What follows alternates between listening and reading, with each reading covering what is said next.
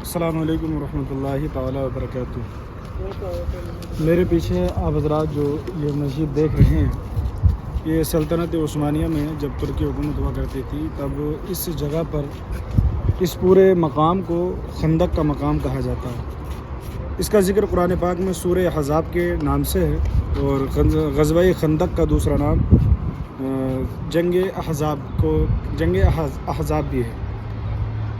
یہ جو پہاڑ آپ دیکھ رہے ہیں، ان پہاڑوں کے نیچے ہی یہ خندق کا مقام ہے، جو 3000 مسلمانوں نے مل کر کہ جس میں ہمارے آقا صلی اللہ علیہ وسلم کو تشریف فرما تھے، اور خود آپ نے اپنے ہاتھوں سے پتھروں کو توڑا تھا اور یہ خندق کا مقام کھودا گیا تھا۔ یہ پیچھے جو آپ مسجد دیکھ رہے ہیں، یہ مسجد فتح ہے، اور مسجد فتح یہی وہ جگہ ہے کہ جہاں پر مسلمانوں کو فتح و نصرت اس جنگ کے ذریعے سے حاصل ہوئی تھی۔ یہاں پر ترکی حکومت نے 7 مسجدیں بنوا دی تھی۔ یہ مسجد فتح ہے، اور سامنے دکھائیے وہ جو بڑی مسجد ہے وہ مسجد سلمان فارسی ہے۔ مسجد سلمان فارسی کے بارے میں بھی آپ کو بتائیں گے۔ پہلا کچھ پس منظر جنگ خندق کا میں آپ کو بتا دیتا ہوں۔ جنگ احد کے بعد جب مسلمانوں کو فتح و نصرت حاصل ہو گئی، اور اس جنگ کا کوئی فیصلہ تو نہیں آ پایا تھا، لیکن یہ ہے کہ ظاہراً مسلمانوں کو فتح و نصرت حاصل ہوئی تھی۔ اس کے بعد میں جب ابو سفیان یہ واپس لوٹے تو انہوں نے ایک بہت بڑا گروہ تیار کیا، یعنی جتنے بھی یہودیوں کو بھی اس میں شامل کر لیا، اور جتنے بھی قبائل بنو نذیر وغیرہ تھے ان سب کو شامل کر لیا، یہاں تک کہ ان کی تعداد بہت زیادہ تھی۔ 1500 کم سے کم اونٹ سوار تھے، اور 150 گھڑ سوار تھے، اور 4000 کا لشکر وہ پیدل تھا، جو ایک قبیلے کا تھا ابو سفیان کی قیادت میں، باقی اور قبائل تھے۔ اس کے بعد میں جب مسجد کے مدینہ کے اندر ان کا ایک سب کا مشن تیار ہوا کہ کس طرح سے مسلمانوں کو اور اسلام کو بالکل ختم کر دیا جائے، تاکہ نہ مسلمانوں کا نام رہے گا، نہ اسلام کا نام رہے گا، نہ یہ ہم کو پریشان کرے گا، تو انہوں نے یک بار کی مدینے پر چڑھائی کرنے کے لیے یہ اپنا پورا کا پورا قافلہ تیار کیا۔ پھر اس کے بعد میں جب اللہ کے نبی صلی اللہ علیہ وسلم کو اس کی خبر ہوئی تو آپ نے اپنے اصحاب سے مشورہ کیا، صحابہ کرام سے مشورہ کیا۔ تو تمام مشوروں میں حضرت سلمان فارسی نے مشورہ دیا کہ یا رسول اللہ صلی اللہ علیہ وسلم، کیوں نہ ہم مدینے کے وہ جگہ جہاں پر ان کے آنے کا اندیشہ ہے وہاں پر خندق کھود دیتے ہیں، تاکہ وہ مدینے میں انٹر نہ کر پائیں۔ باقی جو مدینے کی اور جگہیں تھیں وہاں گھر ملے ہوئے تھے، تو وہاں پر ان کے آنے کی امید بہت زیادہ کم تھی، لیکن یہ جو 2 پہاڑوں کے درمیان کی جگہ تھی اور یہاں پر جگہ اوپن تھی، کھلی تھی، تو یہاں پر آنے کی امید تھی۔ اللہ کے نبی صلی اللہ علیہ وسلم نے حضرت سلمان فارسی رضی اللہ تعالی عنہ کے مشورے کو قبول فرمایا، اور آپ نے اسی دن سے خندق کو کھودنے کا کام شروع فرما دیا۔ آپ کو میں بتا دوں تاریخ کے حوالے سے، یہ 5 کلومیٹر کے تقریباً یہ خندق کھدی ہے، اور یہاں پر اب تو مسجدیں بنا دی گئی ہیں، باقی گھر بھی بنا دیے گئے ہیں، اور پیچھے یہ پہاڑ بھی آپ حضرات دیکھ رہے ہیں۔ اللہ کے نبی صلی اللہ تعالیٰ علیہ وسلم اور تمام مسلمانوں کی تعداد جو تھی وہ 3000 تھی، اور 3000 مسلمان اس خندق کو کھودنے کے لیے وہ تیار ہوئے۔ اللہ کے نبی صلی اللہ تعالیٰ علیہ وسلم خود اس خندق کو کھودنے کے لیے آپ خود تشریف لائے۔ آپ خود اندازہ لگائیں کہ جس خندق کو کھودنے کے لیے ہمارے نبی نے اپنے مبارک ہاتھوں کو لگایا ہو، تو اس جگہ کی اہمیت کا عالم کیا ہوگا۔ اللہ کے نبی صلی اللہ علیہ وسلم بھی کھودتے تھے۔ ایک واقعہ میرے ذہن میں آ رہا ہے، میں آپ کے گوشے گزار کر دوں۔ حضرت سلمان فارسی رضی اللہ تعالیٰ عنہ بہت طاقتور، اور ان کا حوصلہ اور ان کے جذبہ اتنا تھا کہ وہ بہت زیادہ تیزی کے ساتھ خندق کھود رہے تھے۔ تو انصار اور مہاجرین میں یہ بحث ہو گئی کہ سلمان فارسی ہمارے قبیلے سے ہیں، ہمارے قبیلے سے ہیں۔ اللہ کے نبی صلی اللہ علیہ وسلم کی بارگاہ میں جب پوچھا گیا تو حضور نے فرمایا کہ سلمان میرے اہل بیت سے۔ اللہ اکبر۔ تو یہی وہ سلمان فارسی ہیں جن کے بارے میں حضور نے فرمایا یہ میرے اہل بیت سے ہیں۔ حضرت سلمان فارسی خندق کو کھودتے ہوئے ایک پتھر آ گیا، بہت زیادہ سفید پتھر، اور اللہ کے نبی صلی اللہ تعالیٰ علیہ وسلم دوسری جگہ پر تھے۔ حضرت سلمان فارسی جو بظاہر خود طاقتور تھے، لیکن اس پتھر کو توڑ نہیں پا رہے تھے۔ کافی اور صحابہ کرام کو بلایا، تب بھی وہ پتھر نہیں ٹوٹا۔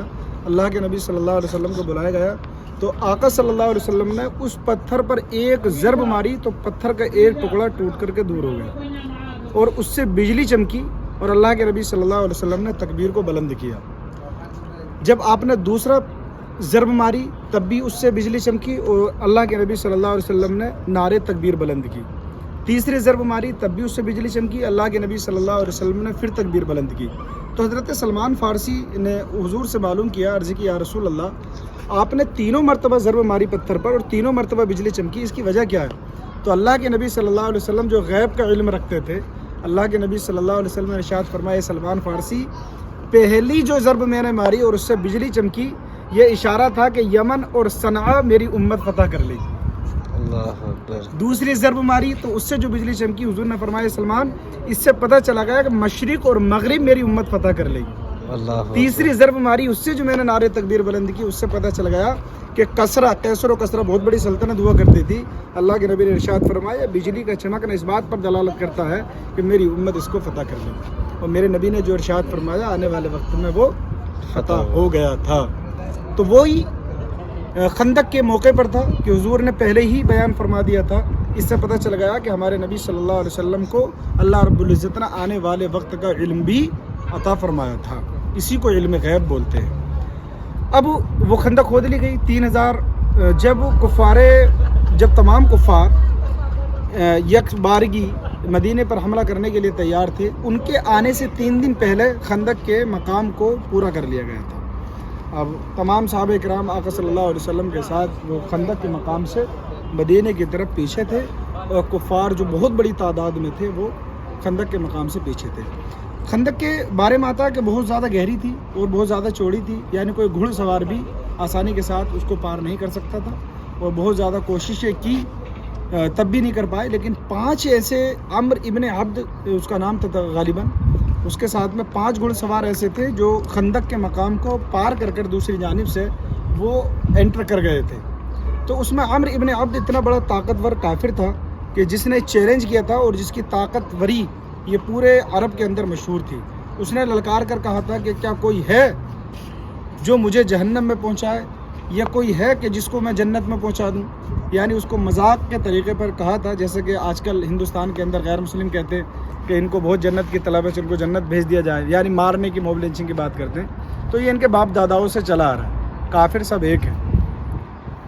اللہ کے نبی صلی اللہ تعالیٰ علیہ وسلم نے اپنے صحابہ کرام سے ارشاد فرمایا، کیا کوئی صحابہ کرام میں ہے جو اس کا مقابلہ کرے؟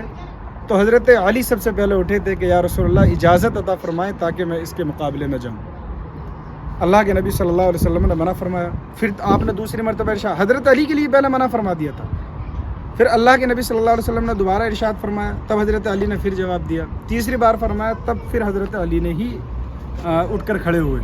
تو اللہ کے نبی صلی اللہ علیہ وسلم نے اپنا عمامہ شریف حضرت علی کے سر مبارک پر رکھا، سبحان اللہ، اور حضرت علی رضی اللہ تعالیٰ عنہ کو دعائیں دی اور آپ کو روانہ کر دیا۔ جب اس کا مقابلہ ہو رہا تھا تو حضرت علی رضی اللہ تعالیٰ عنہ نے اتنا خطرناک وار کیا کہ جب اس دھول میں کچھ دکھ نہیں رہا تھا اور ایک آواز آئی تو اللہ کے نبی صلی اللہ علیہ وسلم نے ارشاد فرمایا، علی نے عمر ابن عبد کو قتل کر ڈالا، سبحان اللہ، جہنم پہنچا دیا ہے۔ اور وہی ہوا جو میرے نبی نے ارشاد فرمایا۔ حضرت علی رضی اللہ تعالیٰ عنہ تشریف لے آئے، اور جب انہوں نے دیکھا کہ انہوں نے تو عمر ابن عبد جو ان کا بہت بڑا سورما تھا، جب اس کو مار ڈالا تو ان کے اندر ایک بھگدڑ سی مچ گئی۔ بھگدڑ مچنے کے بعد پھر یہ کفار آہستہ آہستہ دور ہونے لگے۔ لیکن اس میں ایک خاص بات یہ ہے کہ جنگ خندق کا بہت بڑا واقعہ ہے جو تقریباً یہاں پر پورا نہیں بتایا جا سکتا ہے، لیکن سرسری نگاہ سے میں نے آپ کو بتا دیا۔ اس میں ایک چیز جو قابل عمل ہے، مسلمان فتح و نصرت وہ اللہ کی مدد سے ہی حاصل کرتا ہے۔ اللہ کی مدد ہوتی ہے تب اس میں یہ نہیں دیکھا جاتا کہ تعداد کتنی ہے۔ آج بھی مسلمان اگر دنیا کے اندر اگر کامیابی اور کامرانی چاہتا ہے تو خدا کی مدد ہی ہے۔ جنگ خندق کے موقع پر اللہ رب العزت کی جانب سے مدد آئی مسلمانوں کو۔ کیا مدد آئی؟ کہ خندق کے پیچھے جو کفار مکہ نے وہ ڈال رکھے تھے، تمبو لگا رکھے تھے اور اپنے قبر وہ بنا رکھے تھے، اللہ رب العزت نے اتنی سخت زوردار ہوا یہ چلائی کہ ان کے تمام وہ تمبو اکھڑ کر کے پھک گئے تھے، جس سے ان کے حوصلے جو ہے پست ہو گئے تھے اور وہ الٹے قدم جو ہے پیچھے واپس ہونے لگے تھے۔ اللہ رب العزت نے مسلمانوں کو فتح و نصرت عطا فرمائی، مسلمان کامیاب ہوئے۔ جو مسلمانوں کو مٹانے کی غرض سے سارا کفر ایک ساتھ آیا تھا وہ تمام کا تمام پلٹ گیا، مسلمان سرخرو ہوئے۔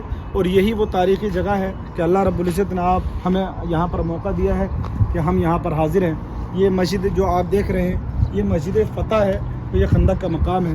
वाइट में सफ़ेद कलर में जो बड़ी सी मस्जिद देख रहे हैं, ये यहाँ की गवर्नमेंट ने बनवा दी है, पहले ऐसी नहीं थी।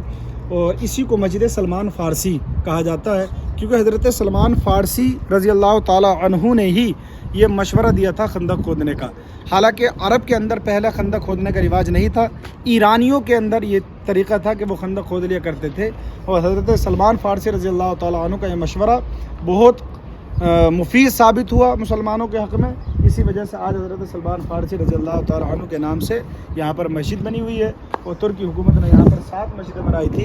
जब आप मदीना शरीफ आएंगे तो इन्हीं को 7 मसाजिद कहा जाता है। और 7 मसाजिद ये बहुत मशहूर है। और मदीना शरीफ के अंदर यहाँ पर लोग आते हैं ज़ियारत के लिए, तो दीदार के लिए आते हैं। और जो पीछे मस्जिद है खंदक के मकाम पर, इसका नाम मस्जिद फ़तह रखा है, ताकि इसके ज़रिए से मुसलमानों को फ़तह और नुसरत हासिल हुई थी। आइए आसिफ भाई ज़रा ये पहाड़ दिखाइए, यही खंदक के पीछे है। तो इधर जो घर आपको दिख रहे हैं, ये सब पहला खंदक का मकाम था, जो तकरीबन 5 किलोमीटर के फासले पर। और इधर पीछे जब आप निकल दौड़ आएंगे मस्जिद है, और ये नीचे उतरने की जगह है, उसके बाजू में सीधे आपको ऐसी छोटी छोटी मस्जिदें, जो आपको ने अभी मस्जिद फ़तह देखी थी, ये उधर आप देखेंगे तो ये पूरा का पूरा खंदक का मकाम है।